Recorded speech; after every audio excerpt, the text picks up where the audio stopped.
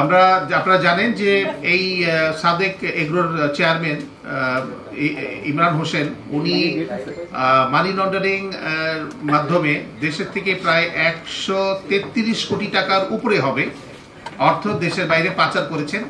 তাছাড়া উনি বিদেশ থেকে সরকারি যে নীতি আছে রয়েছে যে আপনার কৃত্রিম গো প্রজনন কেন্দ্রে সাভারের যে আপনার যে সরকারের যে নীতিমালা রয়েছে নীতিমালার বাইরে গিয়ে উনি ব্রাহ্মা জাতের বেশ কয়েকটি গরু প্রায় 15টি গরু দেশে আমদানি করেছেন।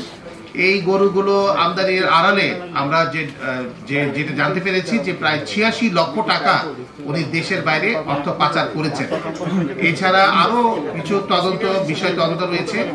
আর ওনার নামে বিপুল সম্পদের আমরা প্রমাণ পেয়েছি প্রাথমিক অনুসন্ধানে। আরো অনেক তথ্য আমাদের কাছে আসছে। আমরা প্রাথমিক যে অনুসন্ধানগুলো যেগুলো পর্যালোচনা করেছি সেগুলো দেখতে পেয়েছি যে প্রায় 11 কোটি টাকার উপরে বিভিন্ন ওনার প্রতিষ্ঠানের নামে এফডিআর করে পরবর্তী পর্যায়ে এফডিআর কৃত টাকাগুলো দেশের বাইরে লন্ডার করা হয়েছে। তো বিভিন্ন অভিযোগের বিরুদ্ধে তাকে গ্রেফতার করা হয়েছে এবং বর্তমানে একটি বিচারাধীন বিষয়। আমাদের তদন্ত কার্যক্রম শুরু হয়েছে। গতকাল যেহেতু উনি গ্রেফতার হয়েছেন তদন্ত কার্যক্রম শুরু হয়েছে।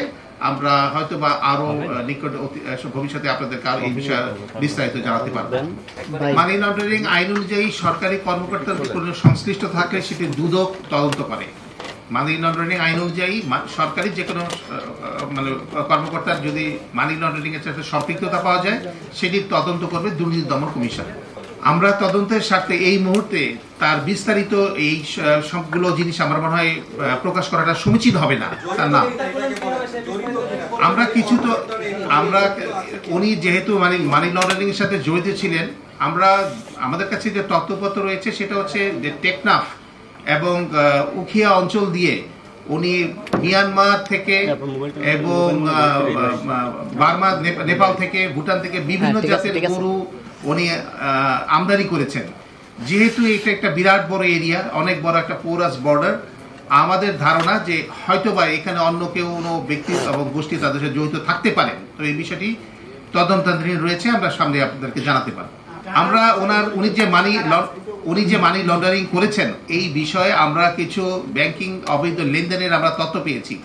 আমরা তদন্তের স্বার্থে ওই বিষয়গুলো আমাদেরকে একটু গোপন রাখতে হচ্ছে। যে ব্যাংকগুলোতে, আমরা কোনো ব্যাংকের নাম উল্লেখ করছি না, যে ব্যাংকগুলোতে ওনাদের অবৈধ লেনদেন পাওয়া গেছে এবং মানি লন্ডার হয়েছে, সেটার যে টাকাগুলোর উৎস এবং টাকাগুলোর পরবর্তী পর্যায়ে প্লেসমেন্ট অ্যান্ড লেয়ারিং যেটা আমরা বলি, সেগুলো যেটা হয়েছে তাতে আমাদের কাছে প্রতীয়মান হয়েছে প্রাথমিক অনুসন্ধানে যে উনি মানি লন্ডারিং এর সাথে জড়িত।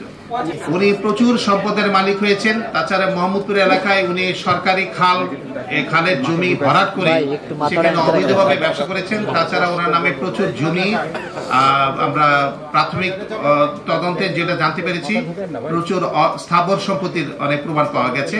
আরো বেশ কিছু সম্পদ আমরা খুব দ্রুতই, যেগুলো আমাদের হাতে এখনো এসে পৌঁছেনি, আমরা আপনাদেরকে এই তথ্যগুলো ভবিষ্যতে দিতে পারবো। এখন প্রাথমিক অবস্থায় আমরা থাইল্যান্ড সহ বিভিন্ন দেশগুলোর কথা শুনছি, কিন্তু আমরা আগামীতে যখন তদন্ত হবে এই বিষয়ে সুস্পষ্ট ধারণা আপনাদেরকে দেব।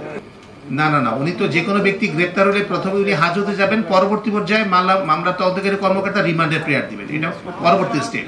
আমরা এই মুহূর্তে ওই বিষয়টাকে জানতে পারিনি, কিন্তু পরবর্তী পর্যায়ে এখানে অনেকগুলো বিষয় আছে যে উনি ব্রাহ্মা জাতির যে গরুগুলোকে অবৈধভাবে আমদানি করেছিলেন সেগুলো ঢাকা কাস্টমস হাউস কর্তৃক কিন্তু আটক করা হয়েছিল এবং সেই আটককৃত গরুগুলোকে কৃত্রিম গো প্রজনন কেন্দ্র সাভারে রাখা হয়েছিল এবং পরবর্তী পর্যায়ে কৃত্রিম গো প্রজনন কেন্দ্র থেকে সিদ্ধান্ত দেওয়া হলো যে এই গরুগুলাকে আপনি জবাই করে আপনি সুলভ মূল্যে, ন্যায্য মূল্যে মানুষের মাঝখানে দিয়ে দেন, বিক্রি করে দেন।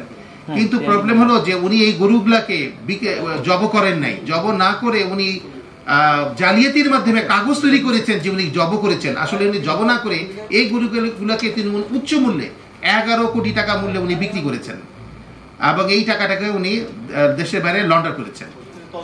অন্যান্য বিষয়গুলো আসছে, যেমন ওনার জালালাবাদ মেটাল লিমিটেড, এখানে এই ধরনের একটা প্রতিষ্ঠানের সন্ধান আমরা পেয়েছি। সেই বিষয়ে আমরা তদন্ত চলছে। আমরা আরো বিস্তারিত বিষয়গুলো আপনাদের জানাতে পারবো। তবে আপনার কথাটি গুরুত্বপূর্ণ যে হ্যাঁ, ইন্টারফেস হিসাবে হয়তো উনি খামারের ব্যবসা এবং উচ্চ বংশীয় গরু ছাগলের বিজনেস এগুলো হয়তো করতে পারেন। এবং হয়তোবা এর আড়ালে উনি আরো অনেক কিছু করেছেন যেগুলো তদন্তাধীন রয়েছে। তবে প্রাথমিক অনুসন্ধানে আমরা কিন্তু ওনার নামে প্রচুর সম্পত্তির স্থাবর সম্পত্তির প্রমাণ পেয়েছি। এই বিষয়টা এই মুহূর্তে মন্তব্য করা ঠিক হবে না, কারণ হচ্ছে তদন্ত চলছে। আপনারা শুধুমাত্র প্রাথমিক যে তথ্যগুলো আমরা পেয়েছি সেগুলো আমরা আপনাদের জানাচ্ছি। আপনারা যে তথ্যগুলো জানতেন সেগুলোকে মামলা আকারে আমরা যখন নিয়ে আসি, অর্থাৎ কারো বিরুদ্ধে যখন মানি লন্ডারিং আইনে মামলা হয় তখন কিন্তু এগুলো সুনির্দিষ্ট প্রমাণ লাগে। আমরা অনেক কমপ্লেনই অনেকের বিরুদ্ধে পাই যেগুলো পরবর্তী পর্যায়ে আমরা সাবস্টেনশিয়েট করতে পারি না। অ্যালিগেশনগুলোকে সাবস্টেনশিয়েট করার জন্য আপনার ডকুমেন্টারি এভিডেন্স লাগে। মানি লন্ডারিং আইনে যে অনুসন্ধান হয়েছে প্রাথমিক অবস্থায়, অনুসন্ধানের পরবর্তী পর্যায়ে আমরা এই মামলায় উপনীত হতে আমাদের যে তথ্য প্রমাণগুলো দরকার ছিল সেগুলো আমি সরকারের বিভিন্ন সংস্থা, বিভিন্ন ব্যাংক থেকে আমরা পেয়েছি। তার ভিত্তিতেই কিন্তু আমরা এই মামলাটা চলমান স্টার্ট করেছি। পরবর্তী পর্যায়ে অর্থাৎ তদন্তের পর্যায়ে যখন আরো অনেক কিছু রিভিলড হবে আমরা অবশ্যই আপনাদেরকে জানাবো। তাকে গ্রেপ্তার করা হয়নি, আমরা অভিযান চালাচ্ছি এবং এর সাথে আরো 5-7 জনের সংশ্লিষ্টতা আছে। ওনার এই অবৈধ বিজনেস এবং অন্যান্য সিন্ডিকেটের বিষয়, মানি লন্ডারিং ইস্যুগুলোতে আরো 5-7 জনের সংশ্লিষ্টতা আমরা প্রাথমিক অবস্থায় পেয়েছি। কিন্তু যেহেতু আমি আগে আপনাদেরকে বললাম যে একজনকে আইনের আওতায় আনতে গেলে তার বিরুদ্ধে সুনির্দিষ্ট অভিযোগের প্রমাণ দরকার। সাক্ষ্য প্রমাণ ছাড়া আপনি তো আইনে কাউকে সম্পৃক্ত করতে পারবেন না। সেইটুকুর জন্য আমাদের অপেক্ষা করতে হচ্ছে। আমরা খুব দ্রুতই এই যে আমরা তথ্য প্রমাণ প্রাপ্তির যে বিষয়গুলো এগুলো চলমান রয়েছে, বিভিন্ন সংস্থা থেকে আমরা পাচ্ছি। তবে যতটুকু পেয়েছি সেই আলোকে মামলা রুজু করা হয়েছে। বাকিটুকু পেলে আর যারা যারা সম্পৃক্ত সবাইকে আমরা আইনের আওতায় আনতে পারবো।